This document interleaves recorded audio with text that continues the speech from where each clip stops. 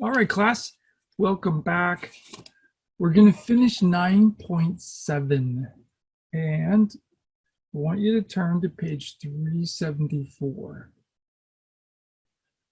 We're going to look at word problems that involve square root equations. However, these are the easiest kinds of word problems that we have. Most word problems, we have to read the words and create our own equations. So we got to translate the words into equations. But some word problems involve a formula, and the formula already exists, so you don't have to invent any formula. You just have to use the formula. And so the types of word problems we're going to do with square roots are word problems that involve formulas that are already given to you. So all you have to do is plug in. The only hard thing is to figure out which number goes where. Because if you plug in if you plug in 800 here, that will be one thing. But if you plug in the 800 as the answer, that's a different thing. And that's the only thing that can mess you up. So you just have to make sure you understand what is H and what is D, and make sure you plug in the right numbers in the right places. So let's take a look at this problem together. 9.7, it's on page 374. And what we're looking here is a formula, and it says the distance to the horizon can be approximated by this function. The distance to the horizon equals the square root of 3 times h over 2, where h represents the height of the observer above the Earth. Now, really, we don't need too many details here. We just need to plug in and answer the equations.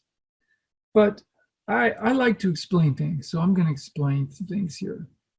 What is the formula is already given to us. We don't have to figure out the formula. We don't have to figure out our equation. We're just going to be plugging in. But what is it trying to tell us? Well, imagine the Earth. Really big circle. Now, the horizon. When you look out at the horizon, you're going to see where the curve of the Earth ends. I'm going to make a little bit better curve part here. So I'm 6 feet tall. That's a way exaggerated look at my 6 feet. And when I look, can you guys see that little tiny mark? Can you see that little tiny 6-foot person of me? When I look, yeah. I'm going to look to the edge of the Earth, and I'm going to see the edge of the Earth right about here. That's where I'm going to see the horizon. So if I were at the beach and I were watching a ship sail out into the ocean, I could see the ship. But once the ship passed this point, it would be below the curve where I couldn't see the ship anymore. Make sense? Now, what if I climb from my 6-foot tall position and I climb to the top of the Empire State Building? So instead of being 6 feet high, now I'm 1,000 feet high, and I look towards the edge of the Earth. Well, I'm going to be able to see the distance to the horizon a lot further away. So the higher I am above the Earth, the further the horizontal distance to the horizon is. So this is H and this is D, the distance to the horizon. Make sense? So that's all that's behind this formula. Okay, so question A, determine the distance to the horizon from the top of your car. Estimate 5 feet to the top of we're at the top of a 100-foot building. or we're at the top of an 8,000-foot mountain. So we really have 3 questions to do here. We have a 5 feet. We have 100 feet. And we have 8,000 feet. Okay, next. What is the 5? This is the most critical decision you got to make. Now, normally when we do word problems, I'm very picky about this, that I want you to write down. What does H mean? In words, tell me. The height of the observer. It's the height. Yes, it's height. Yeah.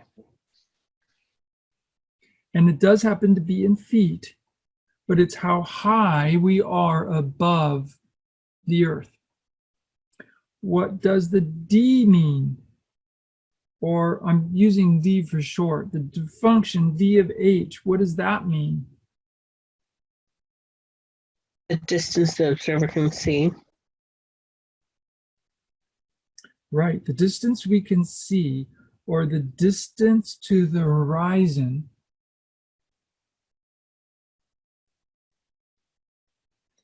in miles. Last night, my family and I, we went down to Pacific Beach, and we were walking on the beach looking at the ocean because the red tide is out and there's this bioluminescence. It's really cool to see the waves because the waves would break and they would show this blue light.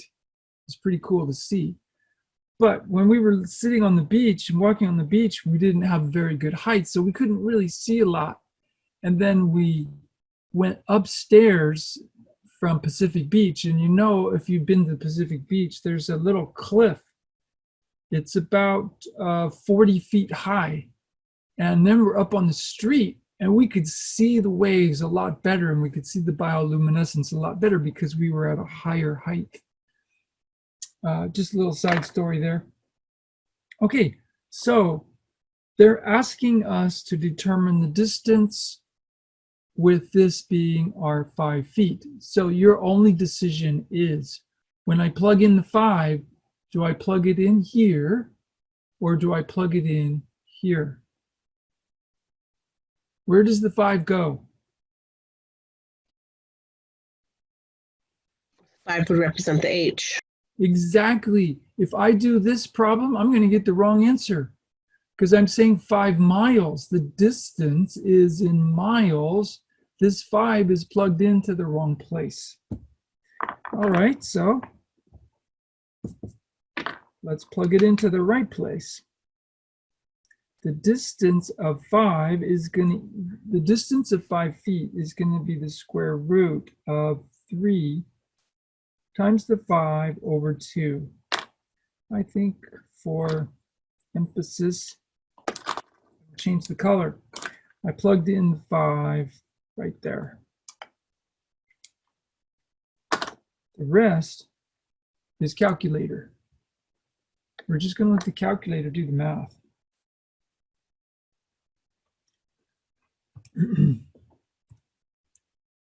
Clear. So I'm going to do a square root. And you could do some of this in your head if you want. 3 times 5 is 15. 15 divided by 2. Hit enter. Now I'm not getting a perfect answer. It does say round off to 2 decimals. So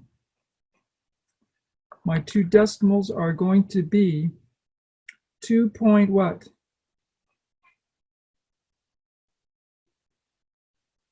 2.74. 74. Now what does this mean? Hours? Gallons of gas? People? What does this mean? Miles.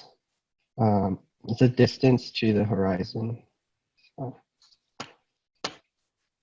Yep, it's See that 2.74 far out. miles to the horizon. So we can see 2.74 miles away. if we're just standing, you know, I'm taller than 5 feet, but I can see 2.7 miles. That's how far I can see.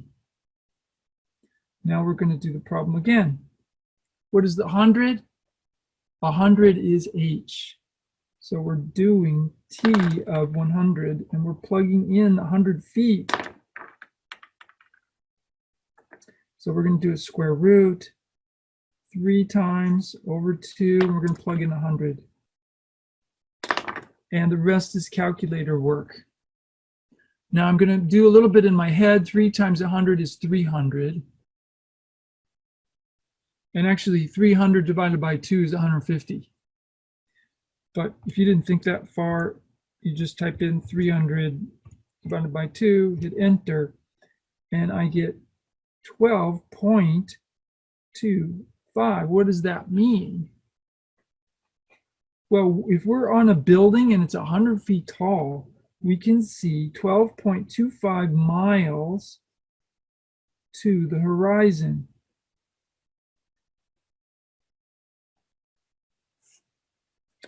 And then we're going to do one more of these. We're going to do a mountain. We're on a mountain now. We're 8,000 feet high.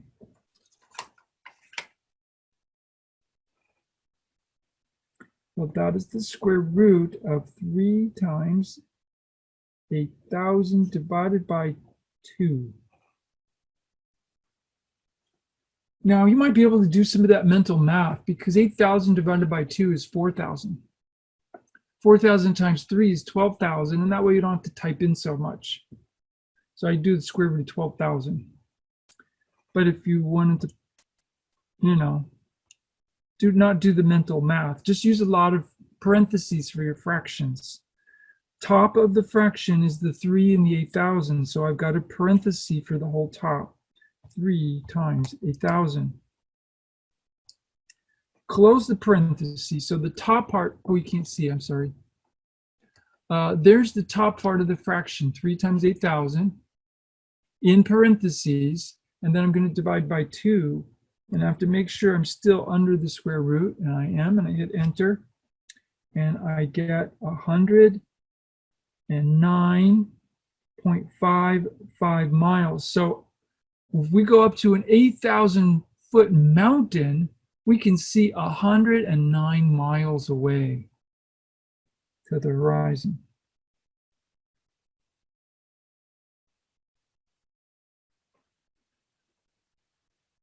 Next part is part B. Okay, this one has 50.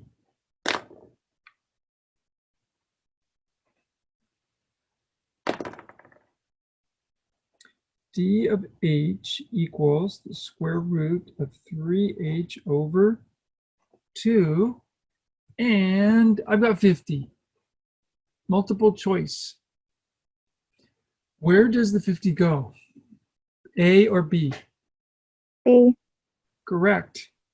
50 is miles to the horizon. It is my D number. Now, if you just go really fast and don't think about this and you plug the 50 into the H number, it's going to mess up the equation. You get the wrong outcome. So you got to slow yourself down and think about, oh, what does the 50 mean? It equals D.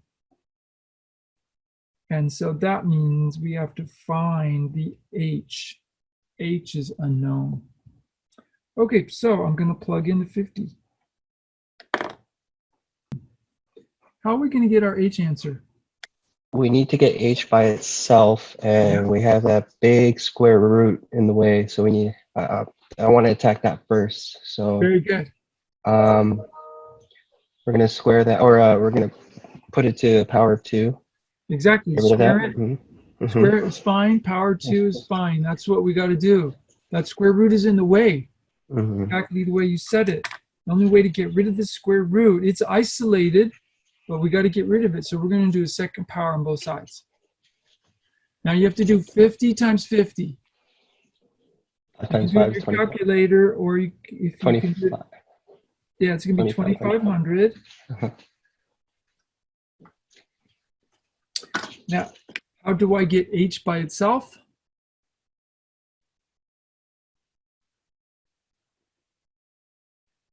Should we multiply 2 to 2,500? Exactly. Now there's a shortcut. Some of you are comfortable with fractions. To cancel 3 over 2, you multiply by 2 over 3. You multiply by the reciprocal. If you're less comfortable with fractions, go ahead and times by 2 on both sides. And 2 times 2,500 will be 5,000. And then lastly, divide by 3. 5,000 divided by 3, we're going to round it to, let's do 2 decimals again. 666.67 is h. What does that mean? What is that? 1,666 years, gallons of gas, Miles. miles. Is it miles? The inches are excuse me. It's the feet height that that person is standing on, or whatever the Very object. good. It's height, and we established height is in feet, and this is the height above the earth. So we have to be, let's just round it to a whole number. 1,667 feet above the earth. And when we're 1,667 feet above the earth, we're going to see 50 miles. So 1,667 feet, that's like Cow's Mountain. How many of you walked on Cow's Mountain? Yeah, it's fun. Couple of you? So you can see 50 miles. So you can see down to Tijuana from Cow's Mountain, as long as there's no clouds and stuff. That's what we're finding with this problem here. So really, it's just easy algebra. The only mistake you have to avoid is plug in the number in the right place. Let's flip the page over to page 375. The speed in meters per second of a tsunami depends on the depth in meters of the ocean. So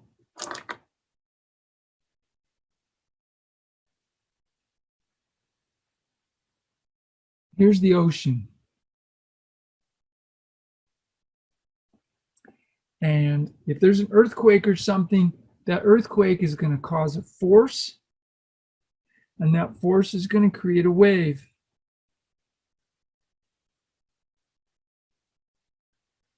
And that wave is going to start moving. And so we have a function for that. It tells us the speed based on the depth. So let's make sure we have our variables clear. D equals how deep in meters. And S, or I'm being lazy, S or S of D is speed. Now, for problem A, I have this 100 thing. What is the 100 thing? Is that $100, 100 years? What does it mean? I'm sorry, what was the question? What is 100? Is that $100, 100 years, 100 miles? What is 100? The depth of the It ocean. is In meters. D. It is meters, which has to be the D number. And we need to be very intentional and careful about this, because if we plug the 100 over here, we're plugging it in for speed, it'll totally mess up our calculations.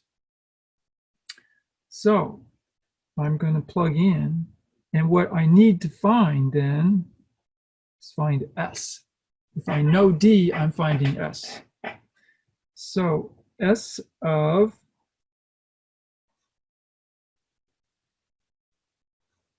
I'm plugging in 100 as the input into the function, which means the 100 is going into the D number.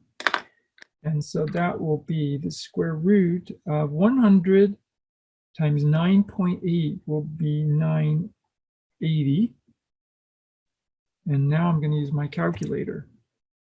And it said 2 decimals again. So I'm getting 31.30495. So what is that? What are my 2 decimals? 30. 30. Very good. And what do these decimals mean? 31.3 Is the years? depth? Depth. Meters? Is it depth in meters? Oh, wait, we have the depth. So it's the speed. Right. That's why this is so important to have this in your head before you start. So you don't say, oh, that's 31 meters. It is the speed, and it's meters per second. Can you imagine that? 31 meters. The thing went 30 yards in 1 second. You cannot outrun that.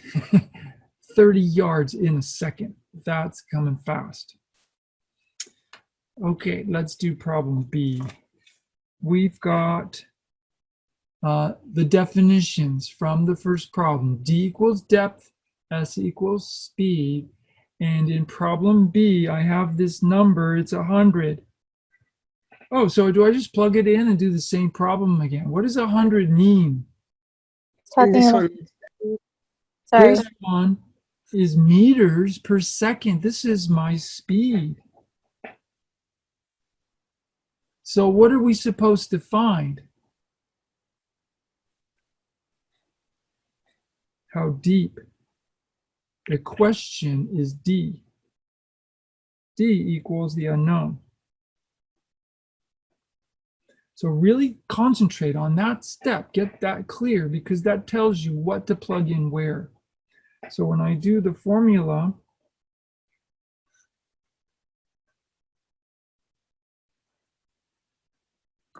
where does the 100 go? for S of D.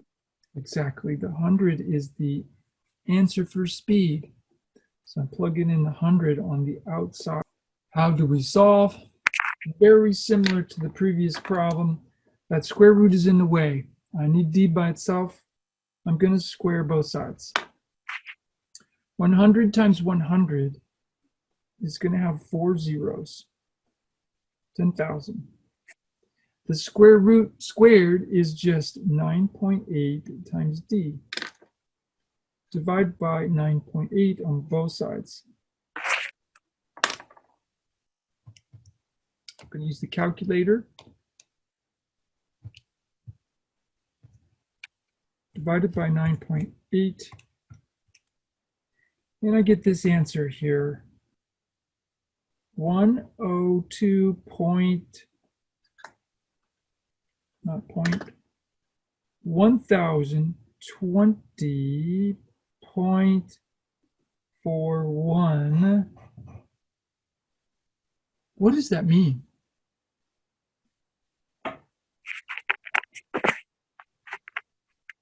The depth of the ocean when the tsunami is moving at 100 meters per second. It's the depth in meters. So 1,000 meters down, if the ocean is 1,000 meters deep, then the speed of the wave will be 100 meters per second. Wow. That's really fast. If you make yourself clear about what's input, what's output, and you plug in the numbers into the correct locations, you're going to be fine. That's all this 9.7 is going to look like. I'm going to quit class with that one.